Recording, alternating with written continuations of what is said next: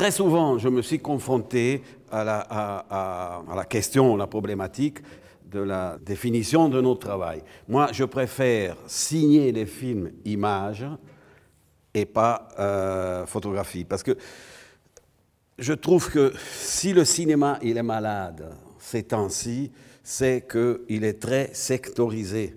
C'est-à-dire que chacun fait son travail. Le directeur de la photographie fait son travail. L'ingénieur du son, il fait son travail. Les comédiens, ils font leur travail. Chacun fait leur travail de leur côté. Mais malheureusement, il y a peu de choses qui marchent vraiment bien ensemble.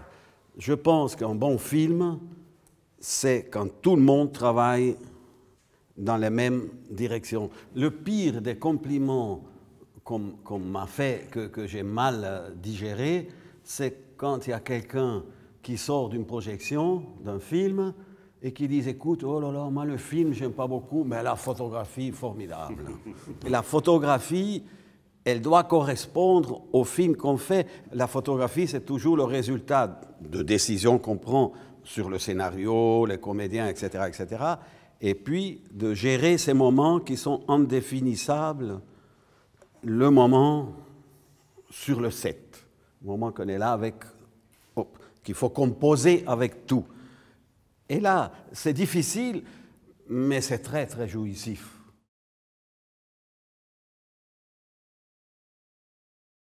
Ça fait partie aussi de la recherche de la cohérence du film. La première chose, le moment que je lis un scénario, bon, ben je lis ce qui s'y passe et tout.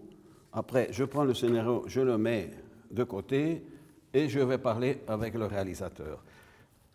Et ça, c'est un moment de découverte d'une part du réalisateur et d'essayer de comprendre qu'est-ce que le réalisateur il a vraiment envie de filmer.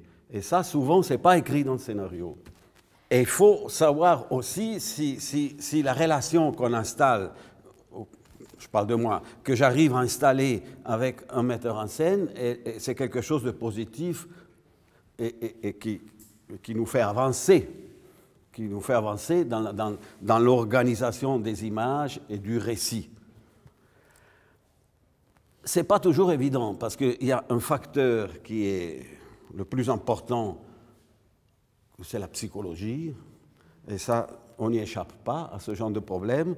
C'est-à-dire qu'il y a des metteurs en scène qui peuvent créer et qui peuvent tourner seulement s'il y a des drames, des psychodrames, des gens qui s'engueulent, le mélodrame total derrière la caméra, ou il y a d'autres metteurs en scène, de l'autre côté, qui ne peuvent pas tourner si tout n'est pas réglé, s'il n'y a pas l'harmonie la plus absolue dans toute l'équipe.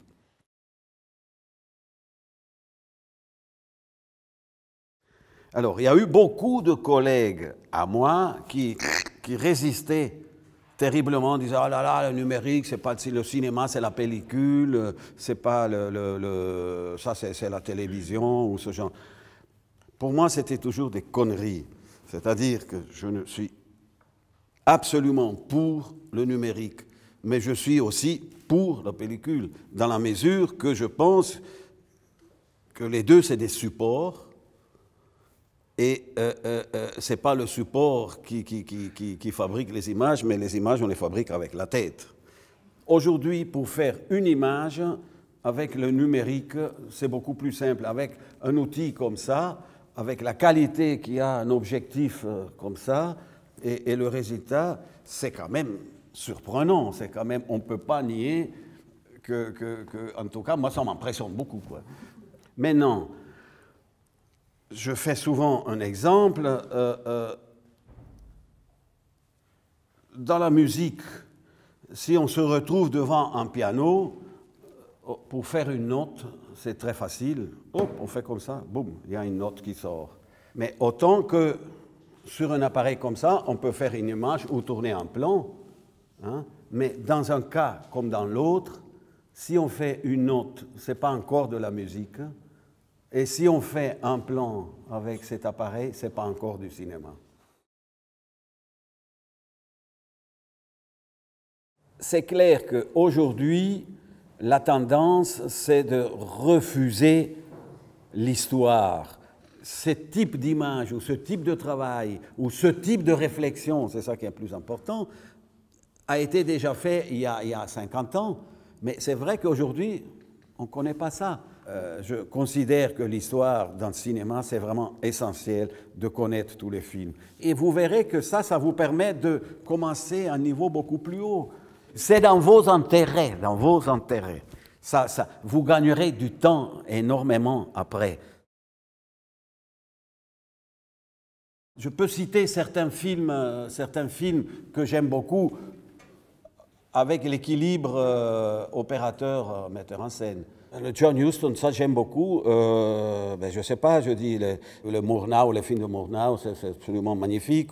Mais disons que c'est vrai que les films d'Howard Hawks, To Have and Have Not, je trouve ça absolument phénoménal. Je dis, ça c'est valable pour les films de Woody Allen aussi. Mais je suis aussi très intéressé à un équilibre que je trouve vraiment génial. Par exemple, sur North by Northwest.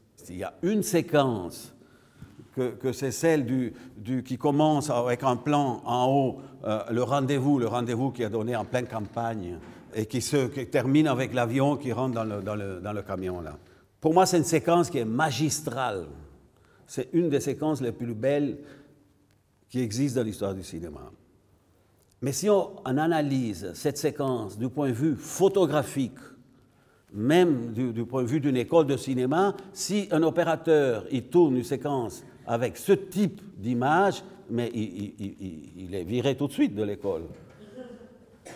Bon, alors, c'est pas ni contre, que ce soit bien clair, c'est pas contre l'opérateur que je dis ça. La priorité dans cette séquence de North by Northwest, c'était pas la photo. Ce n'était pas la photo, c'était le montage, le tournage des plans, c'était le comédien. La photographie, c'est important, oui, c'est essentiel, mais il faut savoir trouver la place juste. C'est pour ça que je disais, c'est peut-être pas une belle photographie, mais c'est une très bonne photographie.